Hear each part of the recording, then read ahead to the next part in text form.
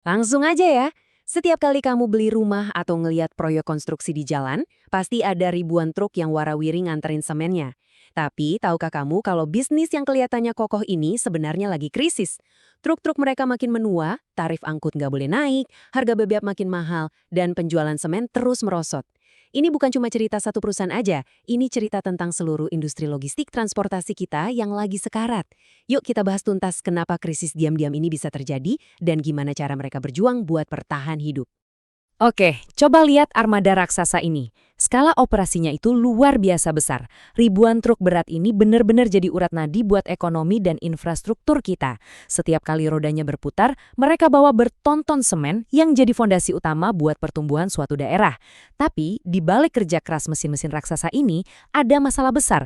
Ibaratnya, mereka ini lagi kena tekanan darah tinggi gara-gara biaya operasional yang terus melonjak tak terkendali. Pertanyaannya, gimana caranya mereka bisa terus jalan dengan kondisi yang serba menekan kayak gitu? Nah, apa jadinya kalau tulang punggung pembangunan kita ini ngalamin krisis masif yang nggak kelihatan dari luar? Terus terang aja, industri truk semen kantong ini lagi bertarung mati-matian cuma buat sekedar bertahan. Kenapa? Karena penjualan semen nasional yang lagi leso di tahun 2025 langsung mukul volume angkutan mereka dengan keras.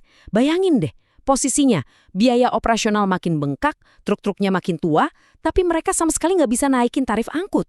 Ini benar-benar realitas pahit yang lagi nguji batas napas setiap perusahaan logistik di luar sana. Kalau kita perhatikan berbagai jenis truk di sini, dari truk kargo standar sampai truk mixer beton yang berat-berat, kelihatannya kan perkasa banget ya di jalanan. Padahal, nasib aset-aset bernilai miliaran rupiah ini sepenuhnya ada di tangan industri hilir, alias pabrik-pabrik semen raksasa yang mereka layani. Truk-truk ini nggak bisa gitu aja jalan nyari penumpang sendiri. Mereka murni cuma jalan kalau ada perintah pengiriman dari produsen. Dinamika ini bikin posisi tawar perusahaan transportasi truk jadi sangat lemah. Ketimpangan kekuatannya makin kerasa kalau kita cek perbandingan data ini. Secara makro, banyak pengamat bilang sektor logistik nasional kita bakal terus tumbuh. Tapi fakta di lapangannya, volume angkut semen kantong di 2025 malah lesu. Angkanya turun dari 1.084.825 ton di tahun 2024 jadi sekitar 1.060.941 ton di 2025, alias turun sekitar 2%. Mungkin 2% ini kedengarannya kecil ya, tapi buat industri yang margin keuntungannya super tipis dan biaya tepatnya gede banget, penurunan segini aja udah bikin mereka benar-benar sesak napas. Terus kenapa sih posisi transporter ini begitu lemah?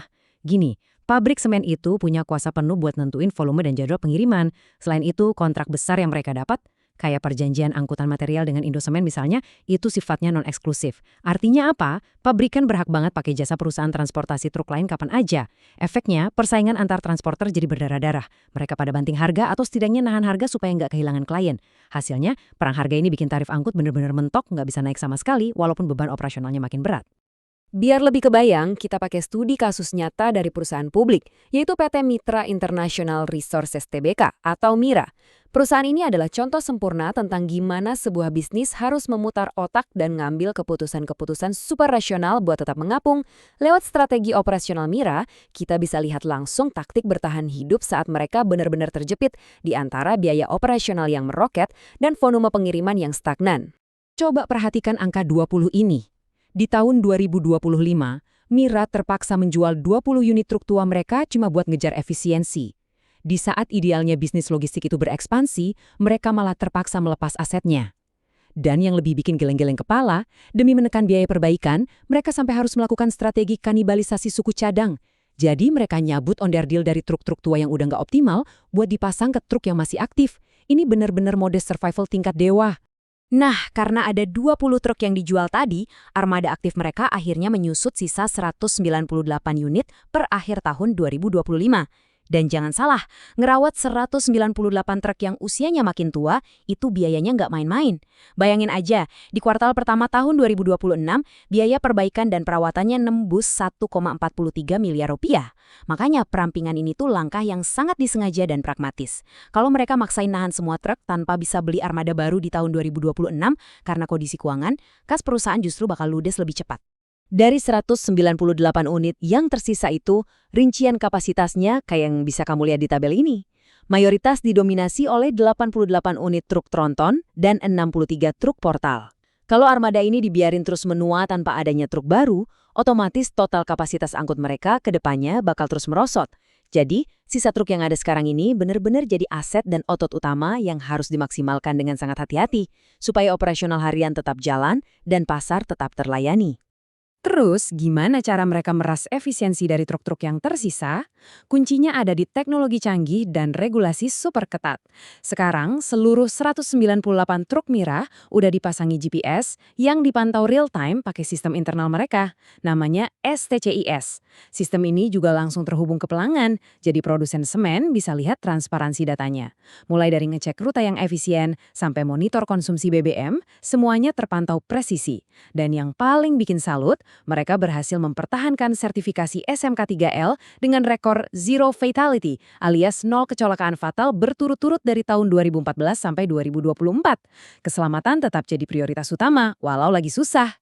Tapi tunggu dulu, ada secercah harapan besar di depan mata buat industri ini. Pemerintah baru aja mencanangkan program pembangunan 3 juta rumah. Logikanya simpel banget kan? Ngebangun jutaan rumah pasti butuh semen secara masif. Nah, lebih banyak semen berarti mutlak butuh lebih banyak truk buat nganterinnya. Ini jelas jadi katalis positif yang luar biasa ditunggu-tunggu. Tentu aja, harapan ini sangat bergantung pada realisasi eksekusi pemerintah. Dan semua orang di industri ini cuma bisa berdoa supaya nggak ada risiko keterlambatan proyek. Disinilah kenapa efisiensi dan rekor keselamatan tadi jadi penentu banget buat operasional kayak truk ready mix concrete ini. Ini bukan sekedar mastiin truk bisa nyala, tapi soal strategi ngebangun loyalitas jangka panjang. Dengan ngebuktiin kalau pengiriman mereka itu terpantau akurat pakai GPS dan bebas kecelakaan, Mira lagi ngunci kepercayaan pabrik-pabrik semen raksasa.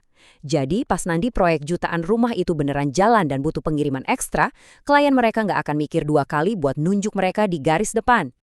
Dan persiapan buat menyambut peluang itu udah terlihat jelas dari deretan kontrak mereka. Mira sukses ngamanin posisi strategis lewat kontrak jangka panjang sama para raksasa industri. Contohnya, mereka punya kontrak sama Semen Bima yang aman sampai Januari 2027 dan kontrak operasional Ready Mix sama Dynamix sampai September 2027. Kualitas layanan mereka juga terbukti kuat. Terbukti dari penghargaan sebagai kontraktor terbaik transporter logistik dari Indosimen di tahun 2014 dan 2015. Ini modal rekam jejak yang solid banget buat nyambut akselerasi proyek pemerintah nanti. Nah, untuk menutup penjelasan kita kali ini, kita bisa lihat realitas yang sangat kontras. Di satu sisi, kontribusi industri truk ini gede banget buat ekonomi kita. Tapi di sisi lain, mereka harus bertahan hidup mati-matian lewat efisiensi ekstrim, teknologi GPS, sampai rela kanibalisasi truk tua. Program 3 juta rumah dari pemerintah ini adalah tiket emas yang bisa jadi penyelamat, asalkan benar-benar terrealisasi tepat waktu. Pertanyaannya buat kamu, kira-kira dengan inovasi teknologi dan rekor keselamatan yang keren tadi, apakah itu cukup buat ngebantu Mira bertahan sampai proyek rumah itu cair? Coba kasih pandangan dan prediksi kamu di kolom komentar ya. Terima kasih banyak udah ngikutin analisis faktual kita, dan sampai jumpa di pembahasan seru berikutnya.